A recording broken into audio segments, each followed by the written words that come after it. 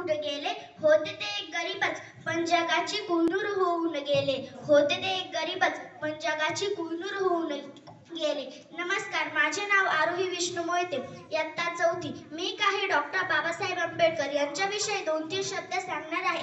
ते तुम्ही शांत चित्तेने ऐकावी अशी माझी नम्र विनंती. मित्रांनो, भारतरत्न डॉक्टर बाबासाहेब आंबेडकर यांना नक्की कोणत्या पदवीने ओळखायचं? कायदे पंडित, लेखक, पत्रकार, अर्थशास्त्रज्ञ, समाजसुधारक, तत्त्वज्ञ, राजनीतिज्ञ अशा अनेक पदव्या बाबासाहेबांच्या नावावर आहेत. 14 एप्रिल 1891 साली त्यांचा जन्म झाला. या वर्षी आपण त्यांची 133वी जयंती साजरी करत आहोत. खरं तर आपण खूप भाग्यवान आहोत की इतके सामान्य कर्तृत्व गाजवणारे बाबासाहेब आंबेडकर आपल्या देशात जन्माला आले. बाबासाहेबांना या पदावर पोहोचण्यासाठी खूप संघर्ष करावा लागला.